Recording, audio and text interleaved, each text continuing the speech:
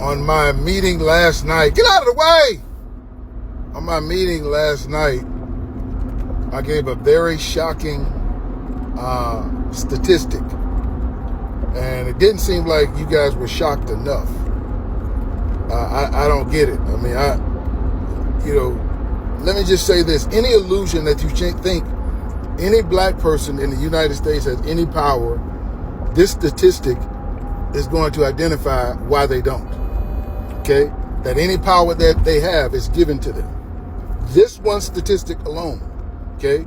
That's why I'm hesitating to give it to you.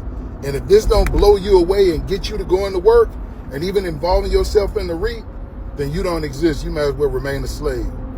White people own 98% of the land in the United States.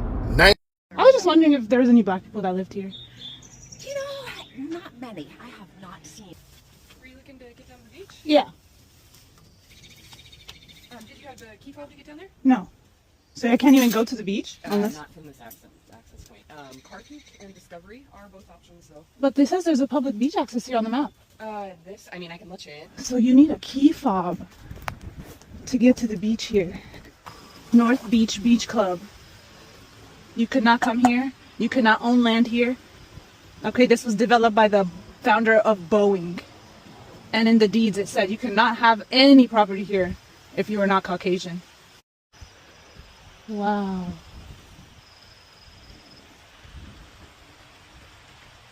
This is what they're hiding? It's fucking ugly shit. And of course, everybody here is a whitey.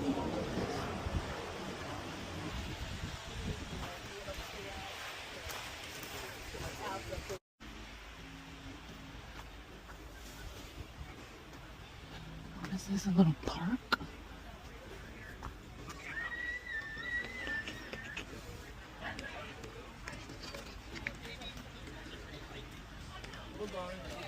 Thank you.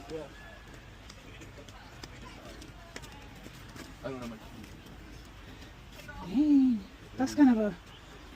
Should be able to let you out. Yeah. Well, you need... Thank you. Thanks for helping the needy. Yeah. Whitey. Whitey. Oh my god.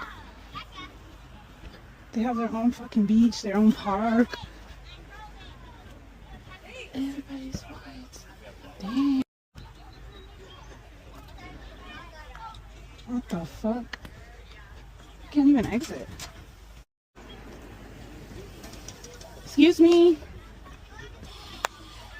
Do you have a key fob? Thanks, I'm just trying to get out. Yeah.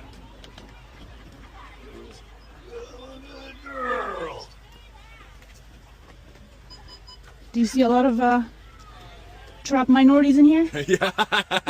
Cause damn, what the hell? You can't even get out? Yeah, you gotta be a member.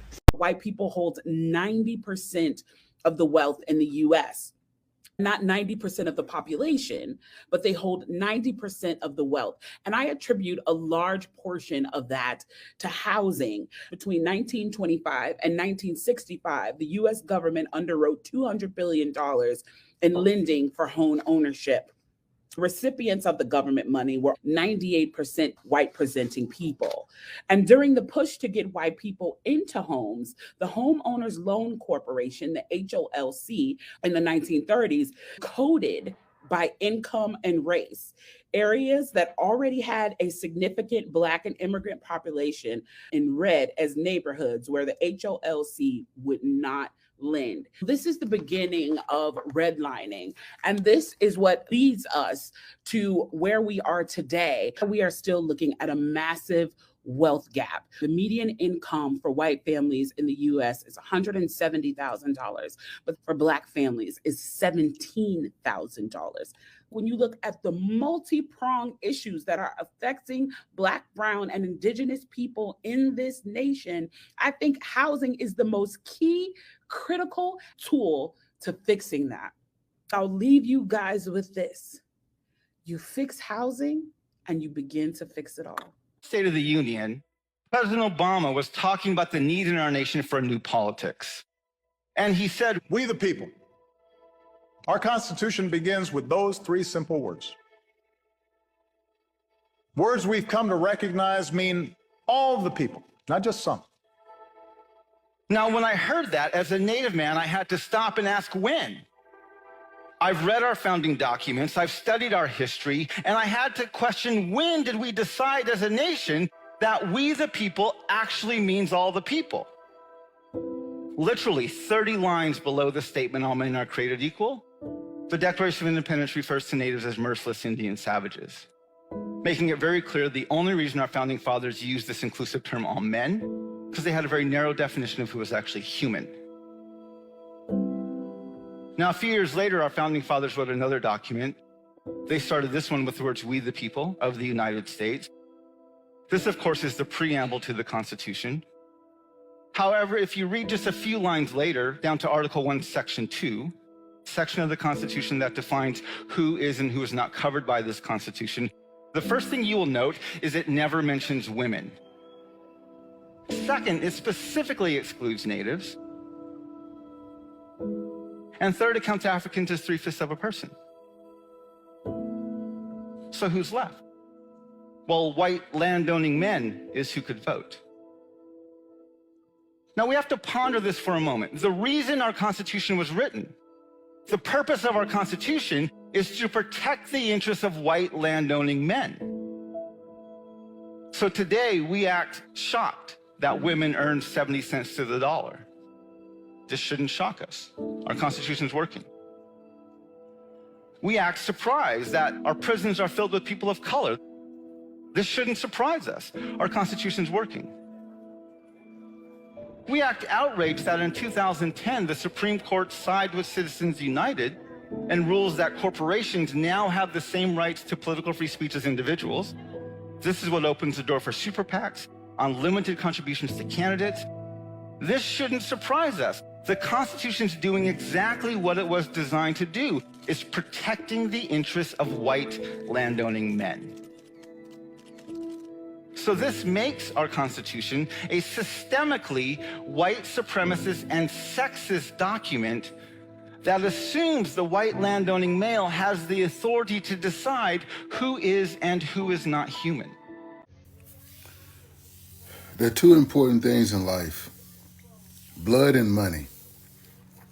Those are the only two things you need. Everything else is encompassed in that.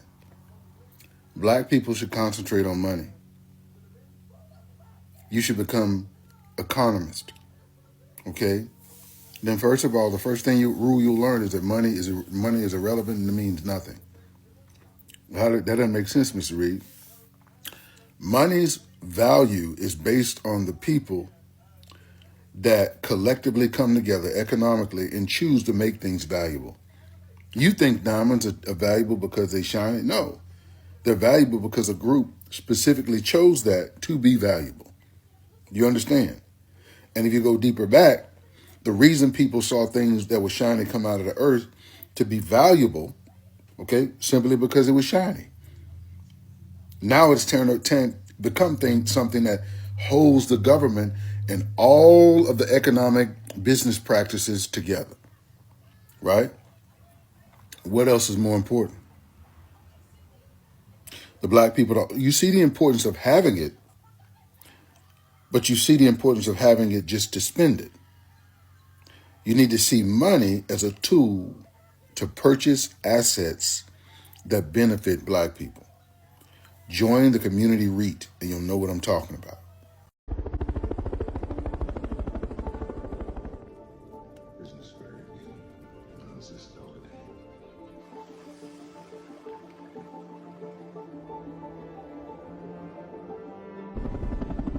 I want to develop a strong upper middle class black group, because upper middle class is customarily not a job.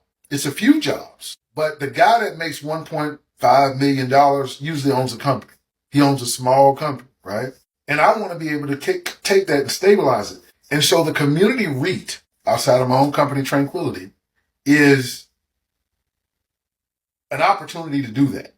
To take a collective of people for a small amount of money and allow them to grow the upper middle class by developing several assets that have revenue flowing through them over years and then giving them a net value of $13.8 million for a small amount of money. 40,000. Can you imagine 40,000, for the lack of a better term, rich black folk? That would change the trajectory. Just 40,000 people. It would change a lot of things.